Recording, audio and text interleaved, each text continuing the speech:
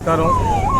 ఈరోజు తెలుగుదేశం పార్టీ 45 వసంతాలు పూర్తి చేసిన సందర్భంగా మహానాడు కార్యక్రమాన్ని తెలుగువారి పండుగ, తెలుగు మాట్లాడే ప్రపంచ దేశాల్లో ఉండే తెలుగు వారందరికీ ఒక పండుగ వాతావరణం లాంటి కార్యక్రమం ఈ మహానాడు తెలుగుదేశం పార్టీ.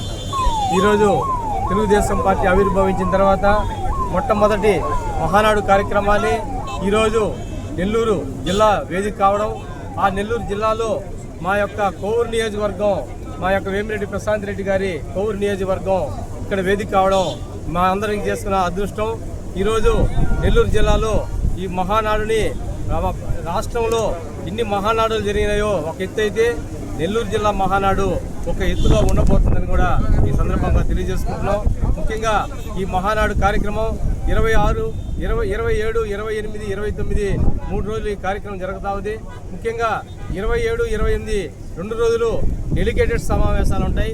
ముఖ్యంగా ఆ యొక్క సమావేశాల్లో ప్రత్యేక ప్రతినిధులు, ఆహ్వానితులు, శాసనసభ్యులు, శాసన మండలి సభ్యులు, మంత్రులు, మాజీ మంత్రులు, రాష్ట్ర కార్యవర్గ సభ్యులు, జిల్లా కార్యవర్గ సభ్యులు వీళ్ళందరూ పాల్గొని ఎన్నో విషయాల మీద ఈ రాష్ట్ర పరిస్థితులు, ఈ రాష్ట్రం రాజధాని అయితేనేమి, పోలవరం అయితేనేమి, అదేవిధంగా ఎన్నో అభివృద్ధి సంక్షేమ కార్యక్రమాలు అయితేనేమి అన్నిటి మీద కూడా కూలంకషంగా చర్చ చేసి ఈ చర్చలో భాగస్వాములను చేసి భవిష్యత్తుకి ఈ రాష్ట్రానికి ఏం అవసరమో ఆ దిశ చూపించే కార్యక్రమం ఈ యొక్క తెలుగుదేశం పార్టీ నారా చంద్రబాబు నాయుడు గారి, లోకేష్ బాబు గారి నాయకత్వం, వర్కింగ్ ప్రెసిడెంట్ లోకేష్ బాబు గారి నాయకత్వంలో రేపు 27, 28, 29 తేదీలో జరుగుతుంది.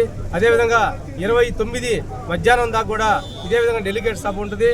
డెలిగేట్ సభ అయిన తర్వాత దాదాపు 7-8 లక్షల మందితోటి ఒక భారీ బహిరంగ సభని ఇక్కడ తెలుగు ప్రజల ఆధ్వర్యంలో ఇక్కడ ఏర్పాటు చేయడం జరుగుతుందని కూడా ఈ సందర్భంగా తెలియజేసుకుంటూ, ఇటువంటి మహత్తరమైన కార్యక్రమం నెల్లూరు వేదిక కావడం, కోవూరు నియోజకవర్గం వేదిక కావడం అందరికీ కూడా సంతోషించదగ్గ విషయం.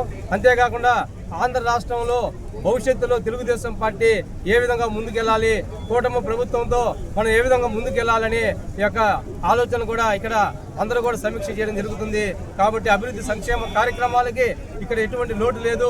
భవిష్యత్తులో తెలుగుదేశం 2029లో కూడా వర్కింగ్ ప్రెసిడెంట్ నారా లోకేష్ బాబు గారి నాయకత్వంలో మళ్ళీ కూడా గెలిచేదానికి, చంద్రబాబు నాయుడు గారి సారథ్యంలో మళ్ళీ కూడా తిరిగి ముఖ్యమంత్రిగా తెలుగుదేశం పార్టీ ఇక్కడ నారా చంద్రబాబు గారి నాయకత్వంలో మళ్ళీ తెలుగుదేశం పార్టీ గెలిచేదానికి దిశ కార్యకర్తలకి చూపించేదానికి ఈ వేదిక ఎంతో ఉపయోగపడుతుంది.